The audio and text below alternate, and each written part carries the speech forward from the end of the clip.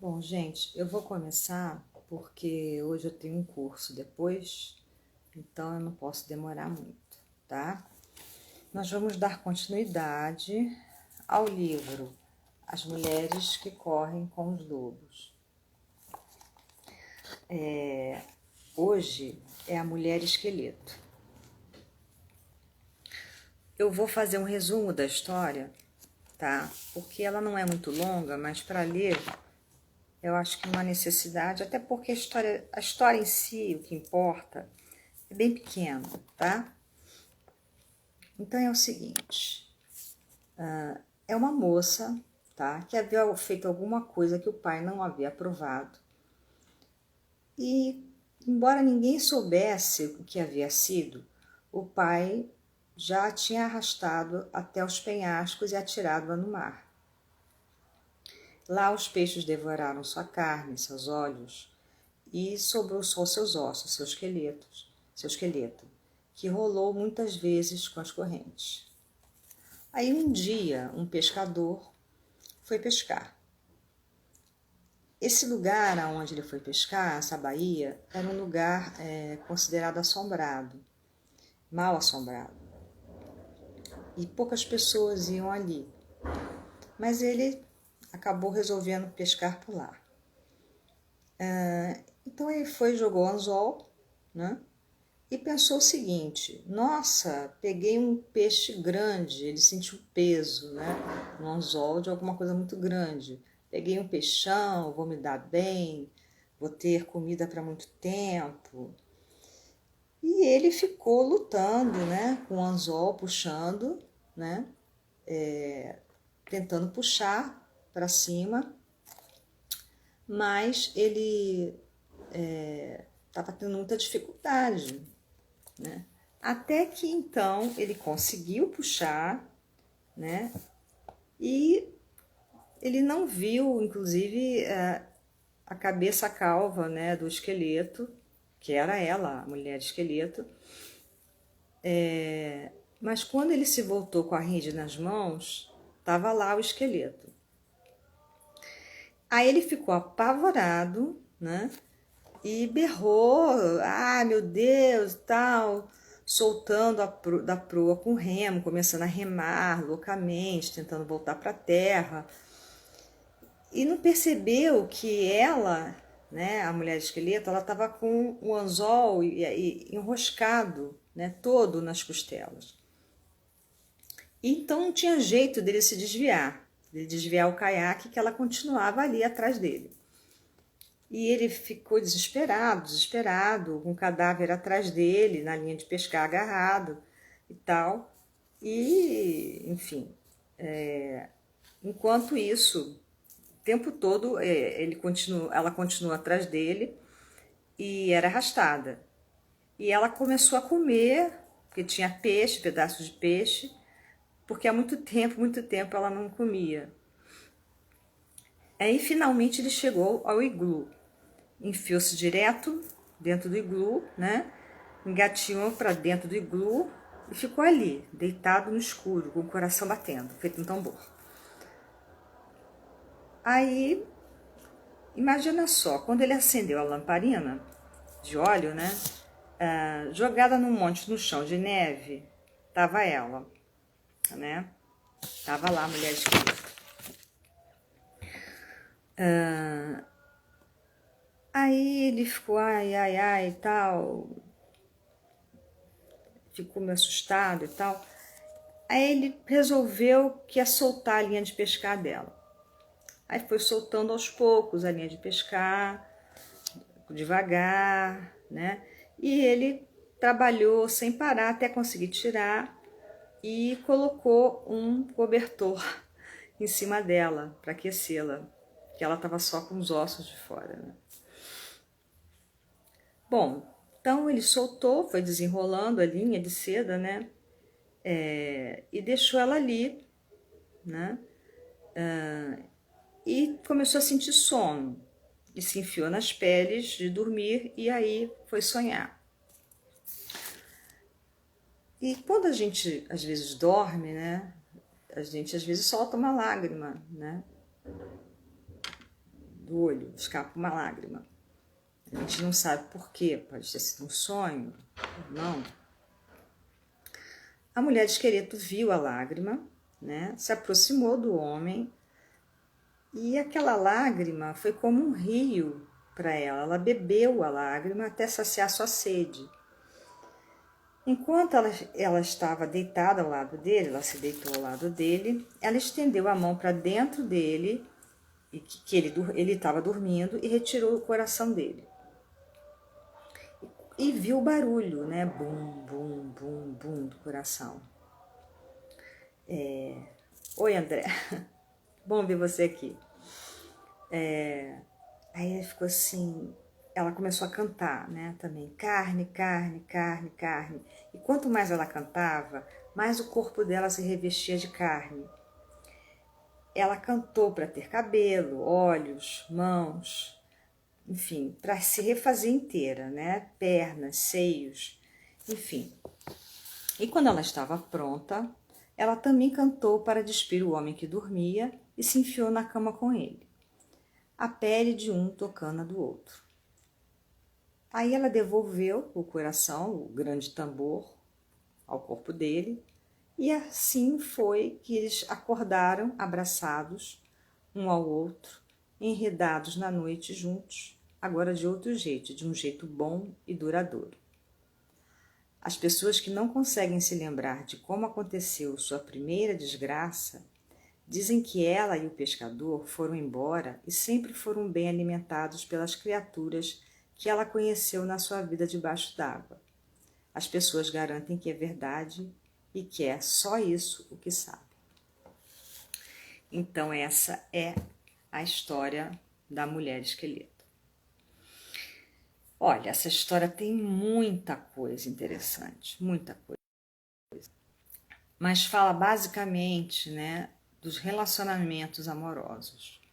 Trata exatamente, né, deste amor selvagem, o amor de uma mulher e de um homem, mas através do viés do que seria amar alguém de verdade.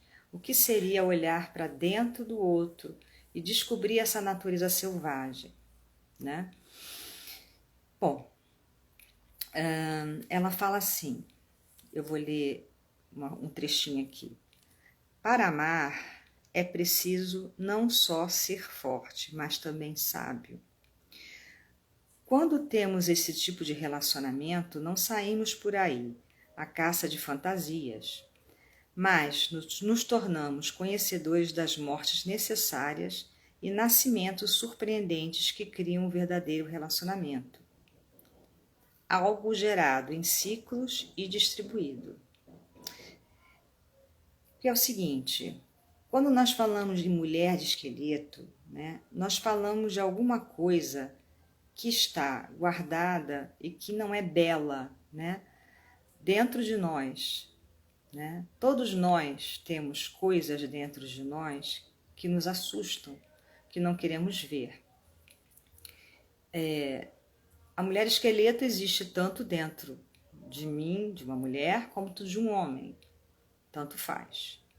Seria alguma coisa ou algumas coisas, né, que nós rejeitamos.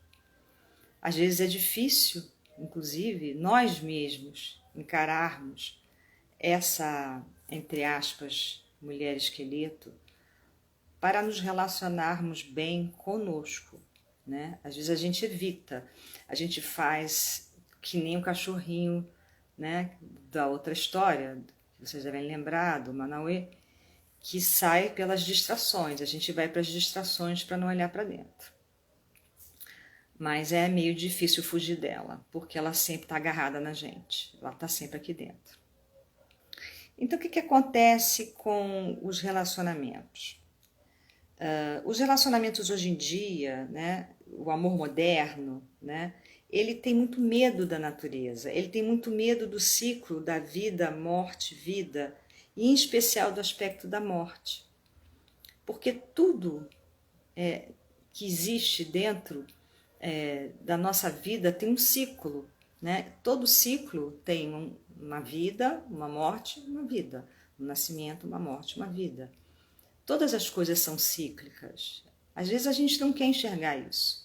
A gente não quer aceitar, a gente tem dificuldade de lidar, inclusive com as mudanças, com as transformações. No entanto, o tempo todo a gente está tendo que lidar com isso, né?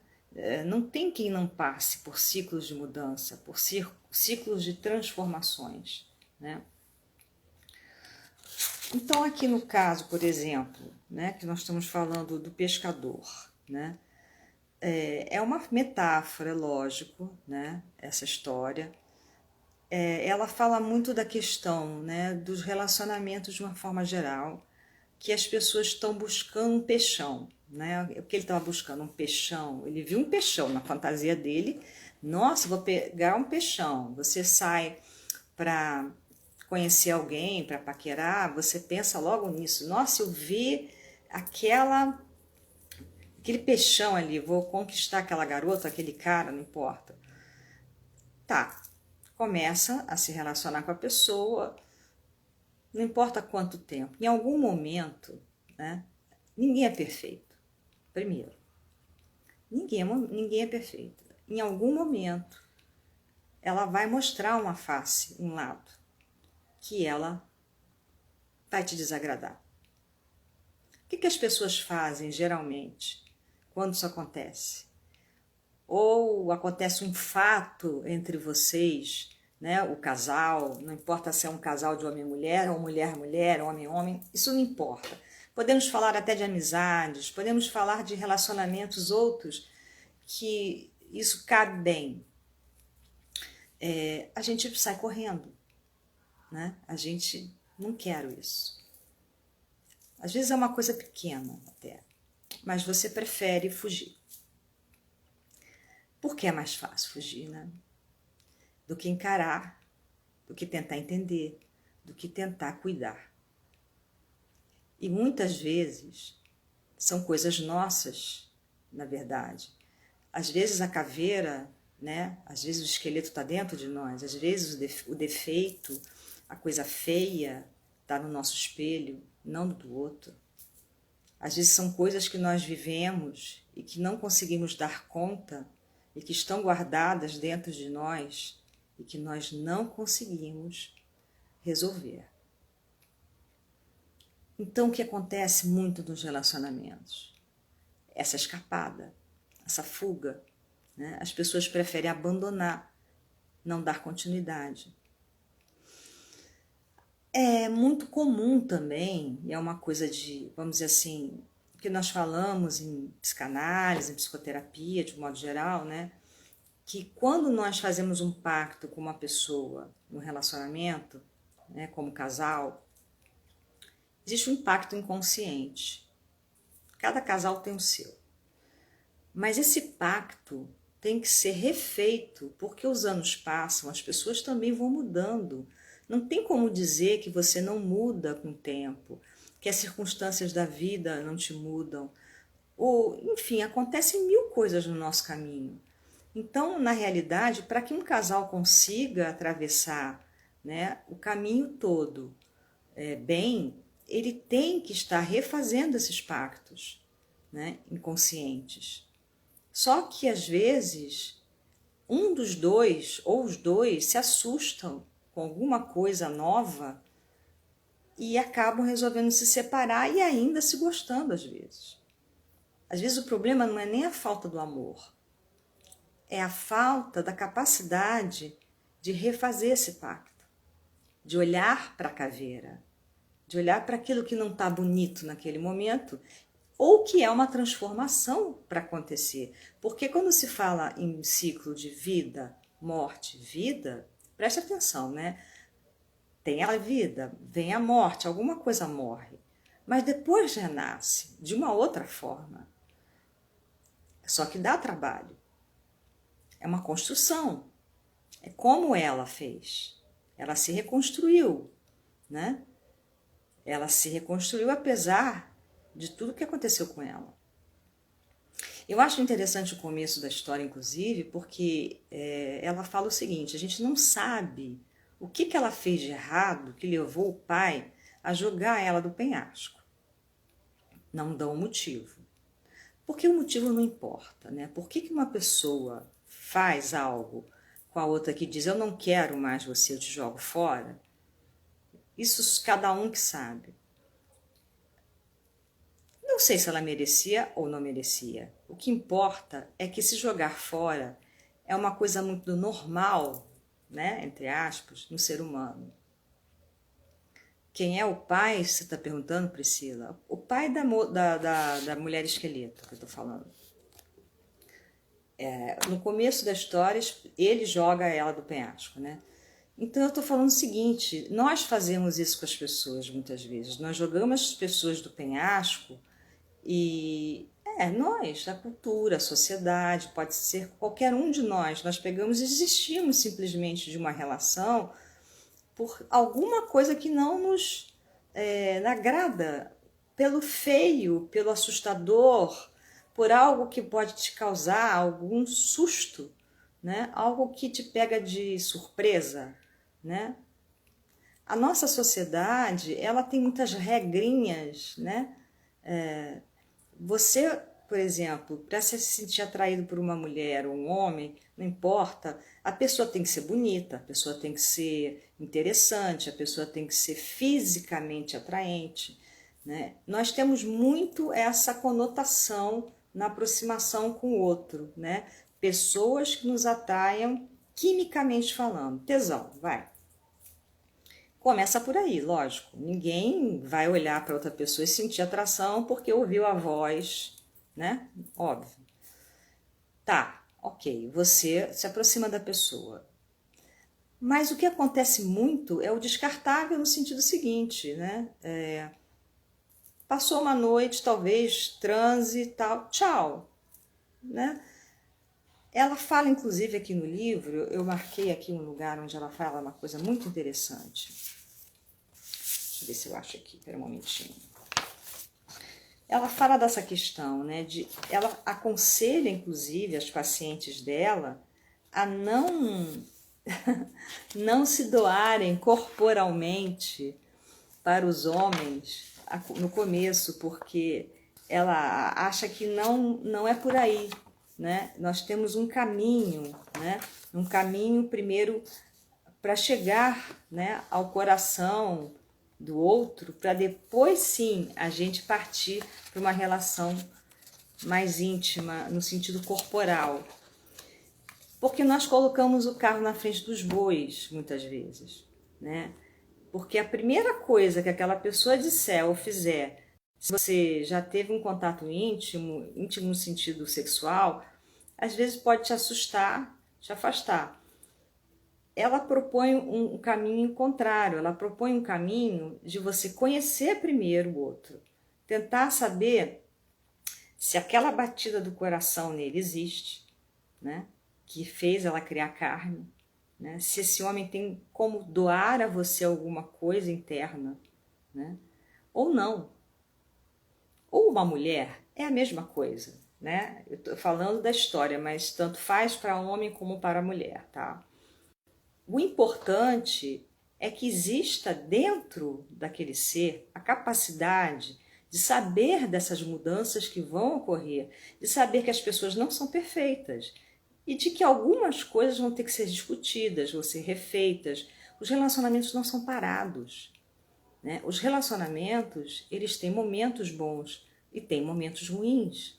Existem muitas mortes, entre aspas, nos relacionamentos, né?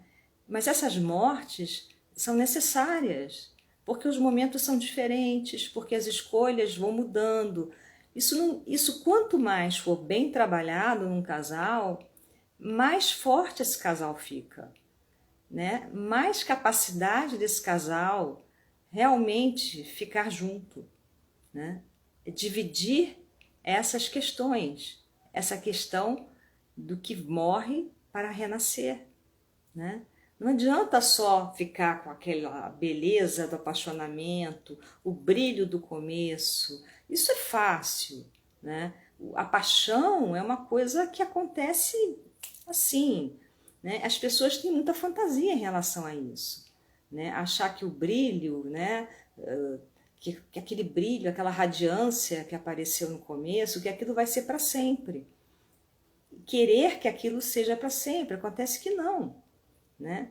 Na medida que nós vamos conhecendo uns aos outros, nós vamos conhecendo as outras facetas da pessoa, não só o corpo, não só a beleza física, não só o que te atraiu quimicamente no outro, todo o mundo interno daquela pessoa, aquela carne toda vira um esqueleto, né?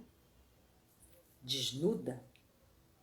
Você começa a ver coisas que talvez você não goste tanto, ou que você tente, se você realmente tem capacidade para amar, tente conversar, tente descobrir como resolver com o outro. As pessoas não têm paciência de conversar, de trocar, de conhecer. O homem selvagem, lembra do Manauê? Ele queria saber os nomes para conhecer as moças por dentro. Ela fala que o homem selvagem, ele tem essa vontade de olhar para dentro. Isso sim seria o que ela chama de ter um relacionamento verdadeiro, de amar. Então, a busca por esse ser selvagem, esse relacionamento, entre aspas, selvagem, é o que seria a vida de um relacionamento. É o que daria a realidade da vida de um bom relacionamento. Bom, deixa eu achar aqui, ó. Ela fala assim: para fazer amor, se queremos amar, bailamos com la muerte, dançamos com a morte. Haverá enchentes, haverá secas, haverá recém-nascidos, natimortos e ainda o renascimento de algo novo. Amar é aprender os passos, fazer amor é dançar a dança. A energia, o sentimento, a intimidade, a solidão, o desejo, o tédio, todos aumentam e diminuem em ciclos relativamente comprimidos. Nosso desejo de proximidade e de separação alterna ciclos de crescimento e de declínio. Portanto, novas atividades são a cura para o tédio, a intimidade é a cura para a solidão é a cura para a sensação de falta de espaço.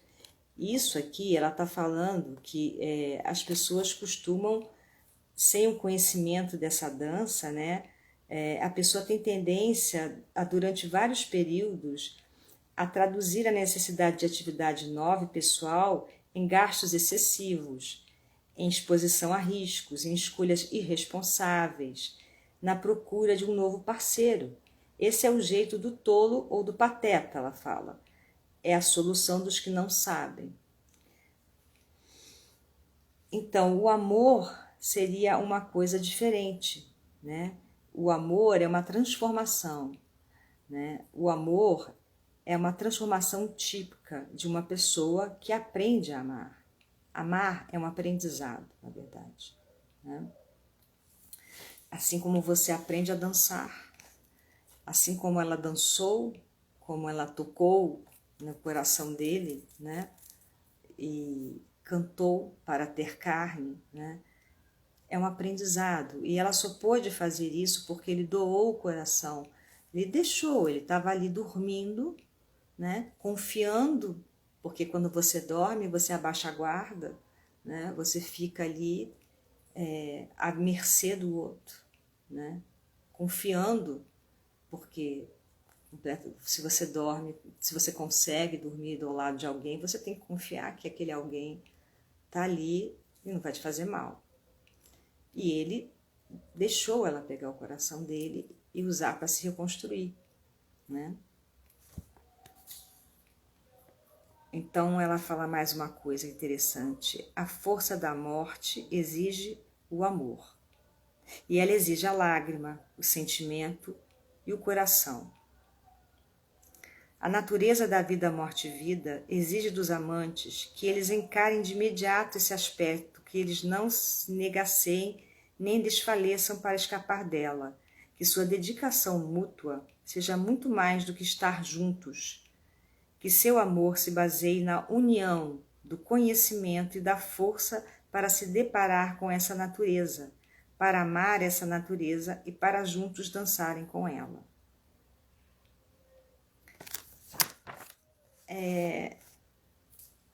Advirto as mulheres, aqui que ela tinha falado, que eu comentei, para que não aceitem um amante que salte de uma fisgada acidental para a doação do corpo.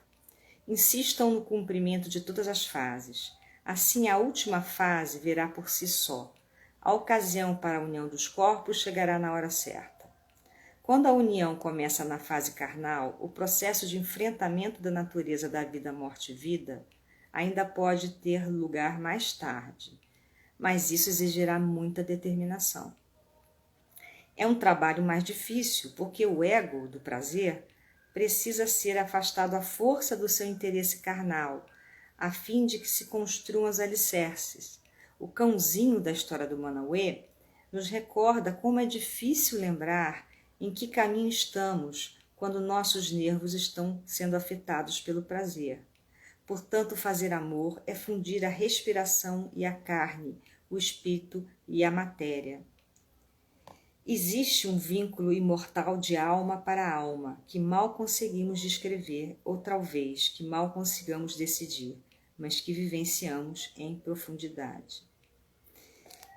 Bom, eu acho assim, né? Lógico que eu não vou defender talvez essa posição um pouco radical dela de que você não pode ter nada carnal, né, a princípio, mas ela talvez fale isso em prol do que acontece muito, né, do que ela fala aqui no livro, que as pessoas geralmente se distraem, né, a distração acontece, né, você fica nessa coisa do encantamento, do sexo, do apaixonamento e esquece de olhar para dentro do outro.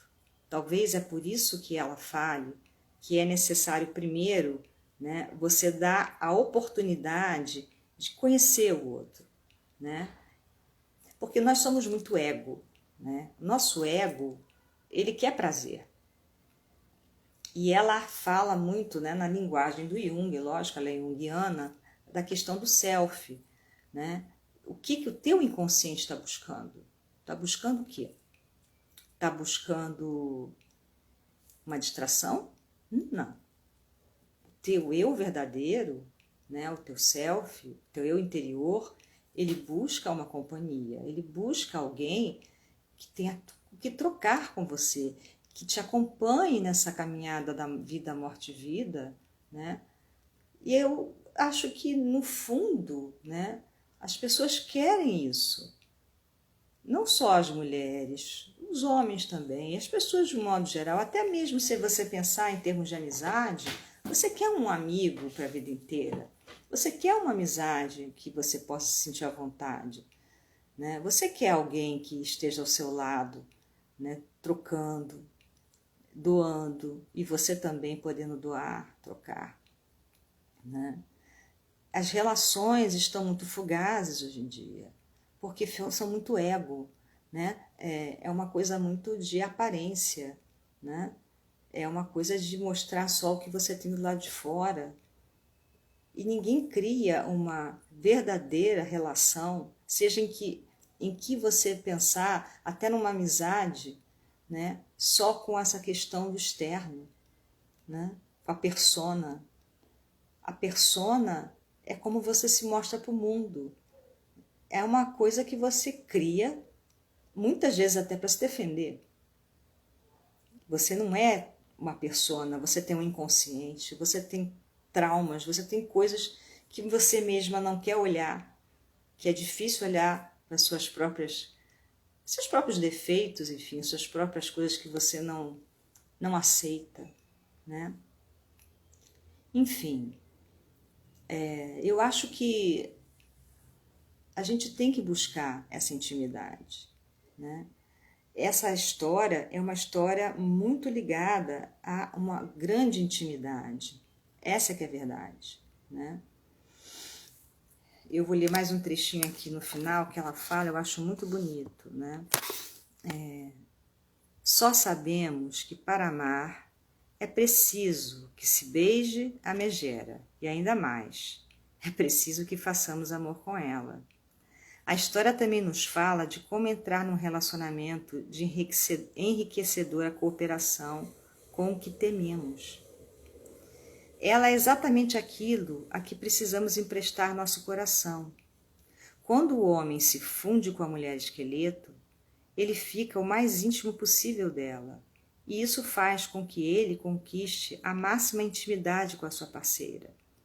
Para descobrir essa eminente conselheira da vida e do amor, basta que paremos de correr, que a desemaranhemos um pouco, que encaremos a ferida e nosso próprio anseio de compaixão, que dediquemos nosso coração inteiro a esse processo. A mulher esqueleto, né, ela lhe mostra que o caminho do coração é o caminho da criação. Ela lhe demonstra que a criação é uma série de nascimentos e mortes. Ela ensina que o excesso de proteção não cria nada. Ela ensina que o processo de proteção não cria nada, que o egoísmo não cria nada, que se agarrar às coisas e berrar não resulta em nada. Só a soltura, a doação do coração, o grande tambor, que é o coração dele, que ela usa como tambor, né? O magnífico instrumento da natureza selvagem, é só isso que cria. É assim que o relacionamento amoroso deveria funcionar, com cada parceiro transformando o outro. A força e poder de cada um são desembaraçados, compartilhados. Ele lhe dá seu tambor do coração. Ela lhe transmite o conhecimento dos ritmos e emoções mais complicados que se possa imaginar.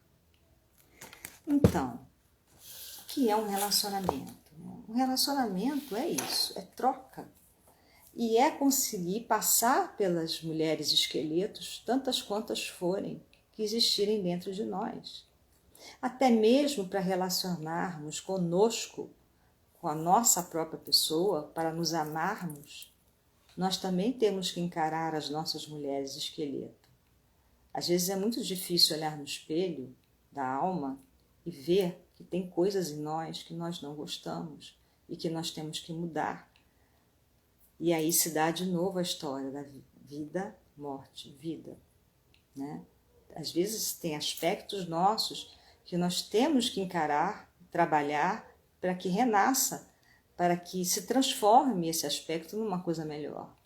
E sempre que há essas mortes, né, vem alguma coisa melhor, porque vem uma coisa transformada. Então, eu acho que o processo terapêutico, nesse sentido, ele é muito rico, porque a gente, no processo terapêutico, a gente é obrigado a encarar a mulher esqueleto. A gente é obrigado a dar de cara com ela. Não tem jeito. Você não pode enrolar a vida inteira, nem a você, nem ao teu terapeuta. Vai ter um momento que você vai esbarrar com ela, porque ela está colada em você. Ela está dentro de você, para falar a verdade. Tem vários aspectos, mulheres, esqueleto dentro de você. Não é verdade? Como escapar? É muito complicado, mas se a gente parar para pensar, é a melhor saída. E tanto para que, se você conseguir encarar a sua mulher esqueleto aqui dentro, né? Ou o seu homem esqueleto, por que não dizer isso? Se for um homem, né? E você conseguir, né, transformar isso para se amar mais, né? Para se encher de carne de novo, se refazer de novo, né? Assim, você é capaz também de ir buscar um amor verdadeiro, porque você vai olhar para o outro, você vai encarar também a mulher ou o homem esqueleto dessa pessoa, e você vai entender que ele também vai ter que passar por um processo. E você vai estar ali apoiando, você vai estar ali ajudando, você vai estar ali dividindo. Você não vai fugir. É muito fácil fugir, né? A maioria das pessoas fazem isso rapidamente. Tal coisa no fulano, na fulana não é legal. Sabe, não quero me aborrecer, né? Melhor cair fora, não é verdade? Não que não existam situações limites, lógico, né? Não estou falando disso, mas eu estou falando de problemas que muitas vezes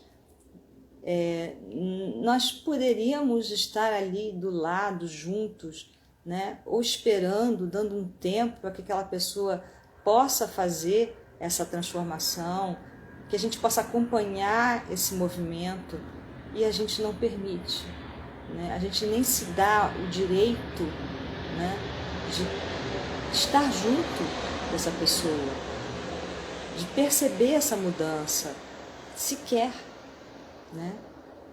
É muito difícil na nossa sociedade lidar com tudo aquilo que remete ao interno, que remete ao mundo escuro dessa caverna do inconsciente, né? Das coisas que nos traumatizam, das coisas que nos chateiam, das coisas que nós não gostamos em nós mesmos, que não gostamos do nosso dia a dia, que temos dificuldades, né?